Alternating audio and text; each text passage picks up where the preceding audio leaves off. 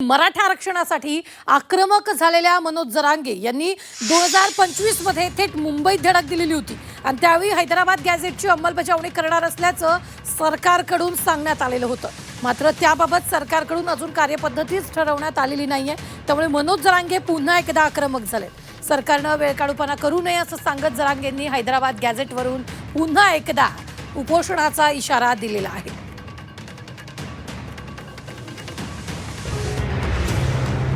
मराठा समाजाला ओबीसीतून आरक्षण, हैदराबाद गॅझेटियर लागू करावं या मागणीसाठी जरांगेंचं आंदोलन मुंबईत येऊन धडकलं. मागण्या मान्य होत नाही तोपर्यंत आझाद मैदानात उपोषण सुरू ठेवण्याचा निर्धार जरांगे पाटलांनी केला. जरांगे पाटलांसोबत गावखेड्यातले मराठा बांधवही मुंबईत ठाण मांडून होते.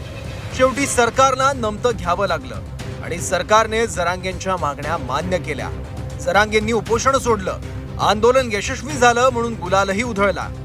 पण या मागण्या मान्य झाल्या, पण त्या फक्त कागदावरच राहिल्या आहेत का हा प्रश्न उपस्थित केला जातोय. कारण सरकारने आश्वासन देत हैदराबाद गॅझेटची अंमलबजावणी करणार असल्याचं सांगितलं, पण याबद्दल अजून कार्यपद्धतीच ठरवण्यात आलेली नाहीये. त्यामुळे अर्ज कमी येत आहेत आणि याचाच परिणाम म्हणजे प्रमाणपत्रांचं वाटपही कमी होत आहे. ही कबुली खुद्द सरकारनेच दिली आहे. त्यामुळे हा प्रकार म्हणजे मराठा समाजाची फसवणूक असल्याचा आरोप अंबादास दानवेंनी केलाय. त्याला मान्यता द्यायला आणखी 2-3 महिने झाले. मला असं वाटतं हा वेळ काढूपणा आहे.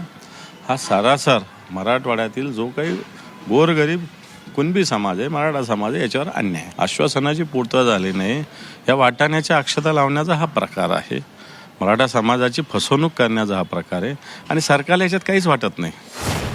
मराठा आरक्षणासाठी मंत्रिमंडळ उपसमितीचे अध्यक्ष राधाकृष्ण विखे पाटील यांनी आता दिरंगाईबाबत खुलासा करावा अशी मागणी होत आहे. आणि याबाबत आता जरांगे पाटील यांनी नाराजी दर्शवली आहे. त्याचबरोबर आपल्या भागातल्या आमदारांनाही मराठा बांधवांनी जाब विचारावा असं आवाहन जरांगेंनी केलंय. काय कार्यपद्धती ठरवायची? तुम्ही तर एसओपी पण दिली, GR पण काढलाय. काय द्यायची कार्यपद्धती, काय द्यायची? त्याच्यात तर तुमचा स्थानिक चौकशी अहवाल आहे, ते सगळं असतानाही काय कार्यपद्धती ठरवायची? आता कार्यपद्धती ठरवायची म्हणजे तुम्हाला, मला तरी वाटतं तुम्ही असं काय म्हणायचं त्याला, वेळकाढूपणा करू नये. तुमची एसओपी आलेली, स्थानिक चौकशी अहवाल आलेला आहे, त्यानुसार तुम्ही प्रमाणपत्र द्यायला सुरू करायला पाहिजे. गॅझेट, हैदराबादच्या गॅझेटनुसार कशाला आहे वेळकाढूपणा किंवा हे नवीन नवीन समित्या, त्या कोणचा अभ्यास करणार आणि कशाचा अभ्यास? काय कार्यपद्धती ठरवायची? आता कोणची ठरवायची? ठरली ना, GR काढला, त्या GR नुसार मराठवाड्यातल्या सगळ्या अधिकाऱ्यांनी काम करावं. मराठवाड्यातल्या सगळे आमदार जे आहेत ना, त्या आमदारांना सुद्धा आता मराठा समाजाने धारेवर धरलं पाहिजे की GR तुम्ही काढलाय. मग तुम्ही GR काढलाय तर आमच्या तालुक्यातले आमदार तुम्ही आहेत, आमच्या तालुक्यातले प्रमाणपत्र कसं काय निघत नाही हे विचारलं पाहिजे. स्थानिक सगळ्या लोकांनी सुद्धा आता आपण आपल्या आमदाराला विचारलं पाहिजे. मग तो भाजपमधला मराठा असला आणि भाजपचा जर आमदार असला, त्यांनी विचारलं पाहिजे की आमच्या समाजाच्या लेकराचा प्रश्न आहे, तुम्ही आमचे जरी आमदार असले, तुम्हाला आम्हीच निवडून आणले. इतकंच नाही तर जूनच्या आधी मराठवाडा आणि पश्चिम महाराष्ट्रातल्या मराठा समाजाला कुणबी प्रमाणपत्र वाटप करा, नाहीतर अंतर्वालीत पुन्हा उपोषणाचा इशारा जरांगेंनी दिलाय. तसंच मोठा उठाव होऊन राज्यही बंद पडू शकतं असंही जरांगेंनी म्हटलंय. हे सरकारने इशारा, समजा तुम्हाला काय समजायचं समजा, ते मला माहित नाही, पण पुन्हा राज्य बंद पडू शकतं, पुन्हा उठाव होऊ शकतो मोठा. आणि जून महिन्यात मला नाविलाजानं तुम्ही जर नाही केलं तर मला मरण उपोषण करावं लागणार आहे. मराठवाड्यातल्या मराठ्याला जर कुणबी प्रमाणपत्र दिल्या नाही तर त्याचं कारण सांगतो की परत आता म्हणू नका की तुम्ही टायमाला उपोषणाला बसले. आता फेब्रुवारी, मार्च, एप्रिल, मे 2-3 महिने तुमच्या आणखीन हातात आहेत. जरांगे पाटलांनी पुन्हा एकदा राज्यव्यापी आंदोलनाचा इशारा दिलाय. तसंच जून पर्यंतचा अल्टिमेटमही सरकारला दिलाय.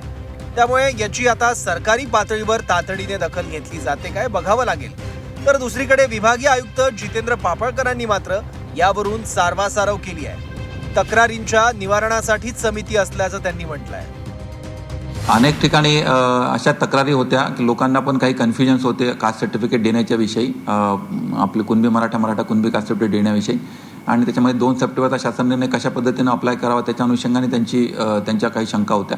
तर त्याच्या अनुषंगाने याच्या संदर्भात लोकांना एकदा प्रचार प्रसिद्धीच्या माध्यमातून लोकांपर्यंत पोहोचणे आणि कशा पद्धतीनं याची आपल्याला तपासणी करून घेऊन जास्तीत जास्त लोकांना याचा लाभ कसा देता येईल याच्या अनुषंगाने आम्ही एक SOPसाठी एक कमिटी फॉर्म केलेली आहे.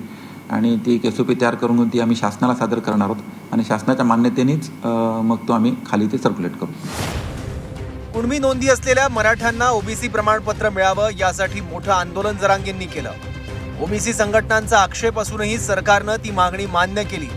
त्यालाही आता 6 महिने उलटले आहेत. त्यामुळे सरकार प्रशासन हा विषय लवकरात लवकर मार्गी लावत प्रमाणपत्रांच्या वाटपाचा वेग वाढवतं काय बघावं लागेल.